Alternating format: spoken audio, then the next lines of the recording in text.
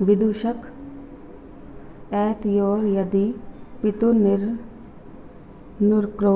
इति नामधेयम् एतयोर जननी तेनावमनिता निर्वासिता एतेन वचनेन द्वारको निर्भयतर्यस्यति।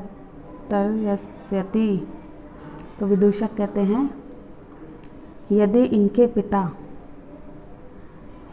पिता का नाम निर्दयी है, यानी उनकी माता क्रोश में यानी गुस्से में कहती है कि इनके पिता निर्दयी हैं, तो उसने इनकी माता को तेनावमनिता यानी अपमानित किया होगा और तथा घर से निकाल दिया, इसीलिए इन वचनों से पुत्रों को धमकाती है।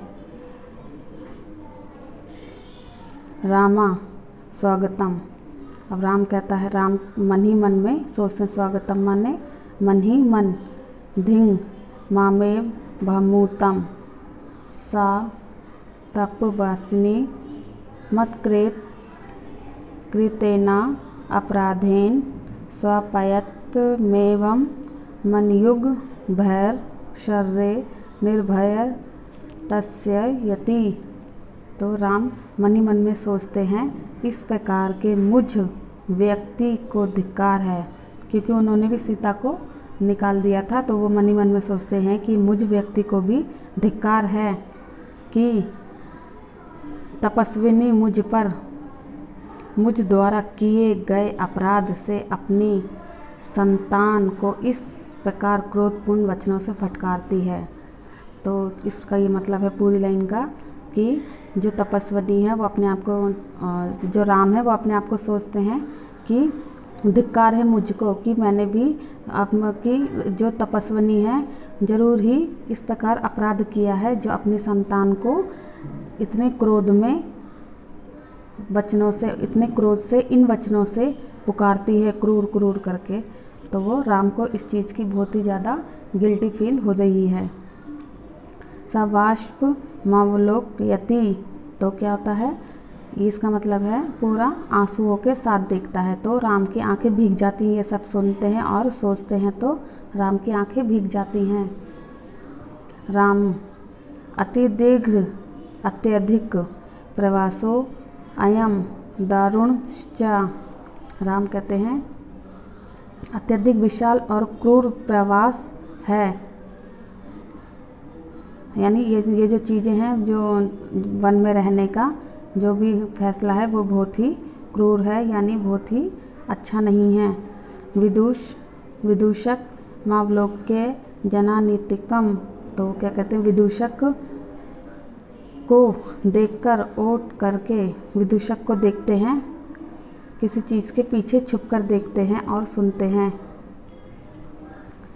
कि कौतूहलेना विष्टो मातरम नयो नर्मतो वेदितुमिच्छामि। तो क्या कहते हैं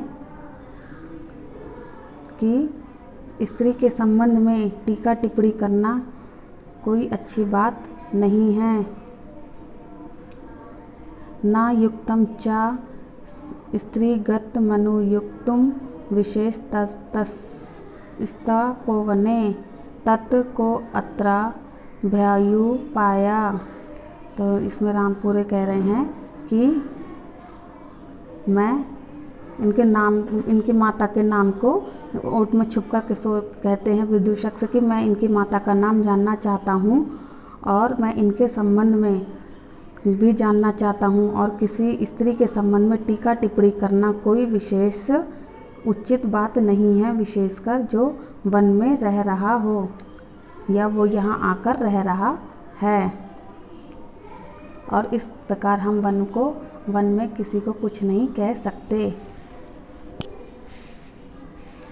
विदूषक जनानीतकम, यानी विदूषक ओट में, यानी पर्दे के पीछे नाटक चल रहा है तो उसकी ओट में कहते हैं अहम पुनः पृच्छामि, मैं दोबारा पूछता हूँ, पुनः माने दोबारा पूछता हूँ, प्रकाशम यानी सामने से देखते हैं, किम नाम धेया युवयोर जननी, तुम्हारी माता का नाम क्या है।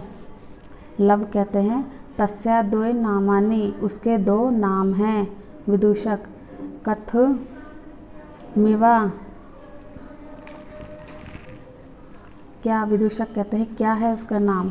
लव, तपोवनवासिनो देवीति नामा हयंती भगवान वाल्मीकि वर्धु रीति। तो लव कहते हैं आश्रम के निवासी, क्योंकि वो लोग आश्रम में रह रहे होते हैं, तो आश्रम के निवासी देवी नाम से पुकारते हैं, देवीति यानी देवीति नाम से पुकारते हैं। तथा महाराज वाल्मीकि, जो महाराज वाल्मीकि हैं उससे क्या बोलते हैं, वधु नाम से, यानी दो नाम हैं। तो आश्रम के जो जितने भी निवासी लोग हैं तो वो देवी पुकारते हैं, और भगवान वाल्मीकि उन्हें क्या बुलाते हैं, वधु, वधु नाम से बुलाते हैं। राम, अपि चा इस स्तवद वे यस्य। राम क्या कहते हैं, मित्र इधर आइए, वैसे पल भर के लिए, थोड़ी देर के लिए आप इधर आइए। मुहूर्ता मात्रम, पास जाकर, थोड़ी देर के लिए आप मेरे पास आइए। विदूषक कहते हैं उपसृत्य, पास में जाते हैं। आज्ञापयन्तु भवान, आप आज्ञा दीजिए।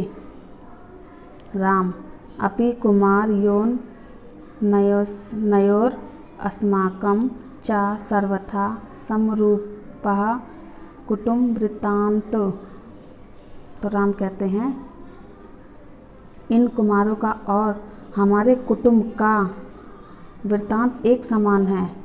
यानी राम को सब बातें याद आ रही हैं कि वाल्मीकि उन्हें वधु कह रहे हैं और वो वनवास में चली गईं और उन दोनों पुत्र हुए। तो वो कह रहे हैं राम कि इन दोनों कुमारों का जो भी बातें हैं वो हमारे कुटुंब से मिल रही हैं। नेपथ्य, आप पर्दे के पीछे। इयति बेला संजाता रामायण गानस्य नियोगा किमर्थम न विधीयते।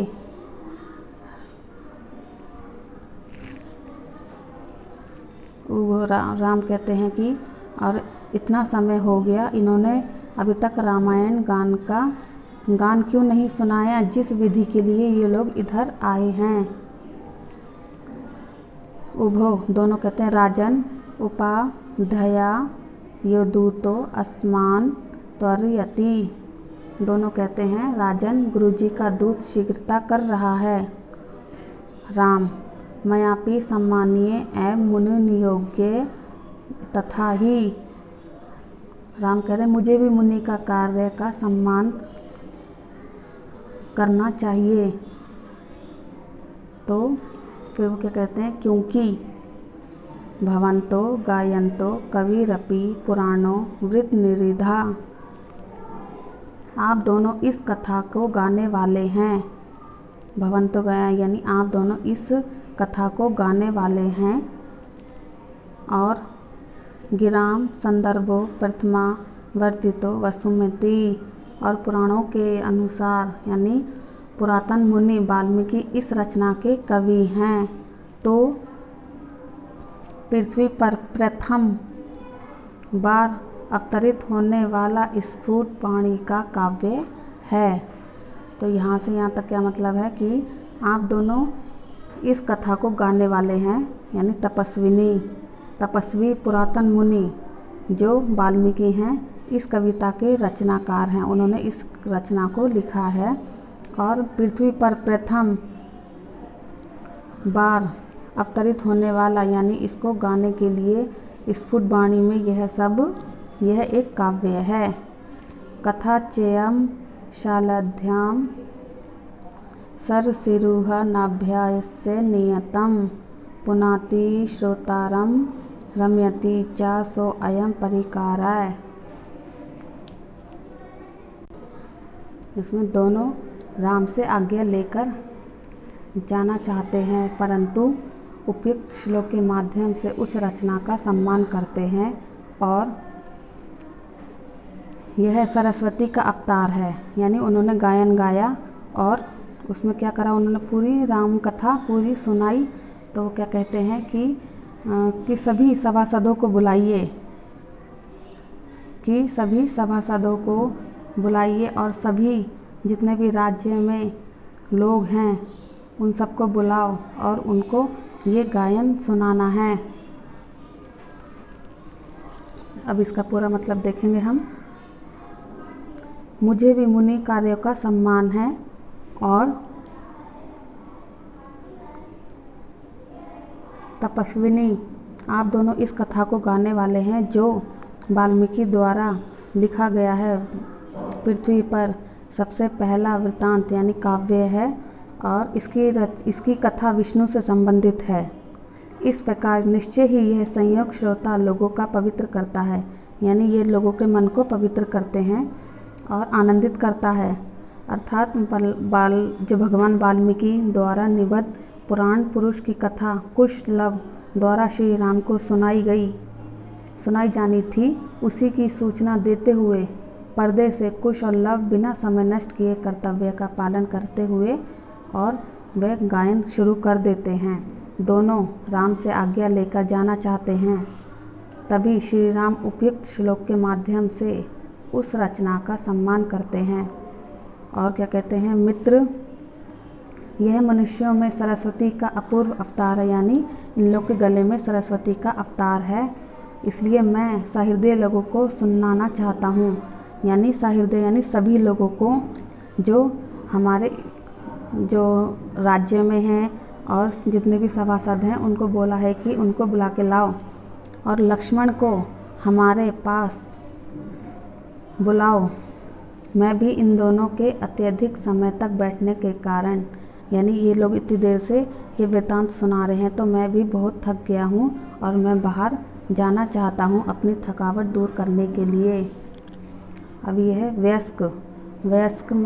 वयस्य माने ए दोस्त, अपूर्व अयम मानवानाम सरस्वत अवतारा तदहम सुहृजन साधारणम श्रोतुमिच्छामि सन्निधीयन्तां सभा सदा प्रेषताम् अस्मदन्तिकं सौमित्री अहम एत योषिचरा सन् परिखेदं विहरणं कृत्वा अपनयामि।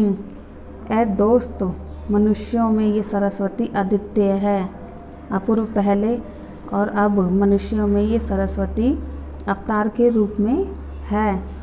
अर्थात मानो ये सरस्वती का ही अवतार तो है जो हमारे सभी संबंधी को सुनाना चाहता हूँ, जो हम इस सभी संबंधियों को सुनाना चाहते हैं और सभी सभासदों को और सभी प्रजा को हमारे पास बुलाओ और सौमित्री लक्ष्मण को भी मेरे पास बुलाओ। मैं भी इन दोनों का बहुत दिनों से उनके दुख को बहुत दूर ले जाता हूँ, यानी वो लोग बहुत ही जो इन्होंने जितने भी दुख सहे हैं मैं उन लोगों के पास जाकर उससे माफ़ी मांगकर मैं इन लोग का दुख दूर करना चाहता हूँ। तो इति निष्क्रांता सर्वे, तो सब लोग निकल जाते हैं।